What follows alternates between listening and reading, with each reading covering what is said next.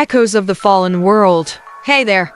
Strap in. I'm about to take you on a ride through a world that's seen better days. Much better days. Imagine waking up to a reality where the streets you used to know are now home to nightmares, and the phrase survival of the fittest isn't just a figure of speech, it's the law. Our story kicks off in the aftermath of civilization's grand finale, courtesy of our own greed and a little too much faith in technology we barely understood. In the midst of this chaos, I found myself part of a ragtag group of survivors. We were a mixed bag, a mechanic with hands that could fix more than just engines, a doctor who had seen too much death, a teacher still clutching to the pages of history.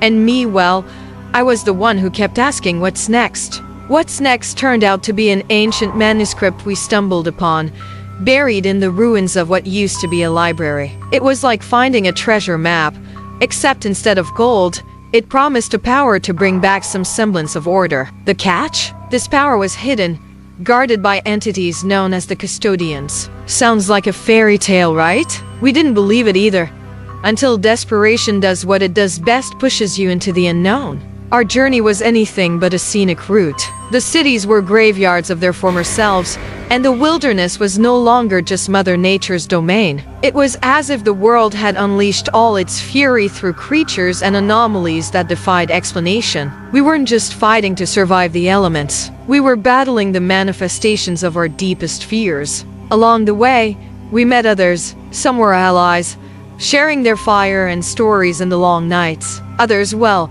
they saw us as competition. Every encounter was a lesson in the complexity of human nature, showing us that even in ruins, greed and hope danced a delicate tango. The closer we got to the source of the power, the more we questioned our quest. The Custodians weren't just gatekeepers. They were a mirror reflecting the price of our past mistakes. They challenged us, not with might, but with moral quandaries that cut deeper than any weapon. What does it mean to rebuild the world? Is it worth sacrificing the essence of what makes us human? These questions haunted us, unraveling the threads of trust and friendship we'd woven. The darkness within us, it turned out, was as formidable as any beast we'd faced. The climax of our journey wasn't marked by a battle of epic proportions. No, it was a confrontation with the Custodians that forced us to confront ourselves. The power to restore balance was within reach, but it demanded a sacrifice, not of blood or bone, but of ideals, of visions of what the world should be. In the end, the choice was ours. Accept a new dawn on the Custodians' terms, or forge our own path, uncertain and fraught with the risk of repeating history. Our decision didn't just shape our fate. It was a testament to the resilience of the human spirit, a declaration that even in the darkest times, there's a light worth fighting for. So, what's the moral of the story? It's that the apocalypse isn't just about the end of the world. It's about what comes after the choices we make, the values we hold dear, and the lengths we're willing to go to preserve a glimmer of hope.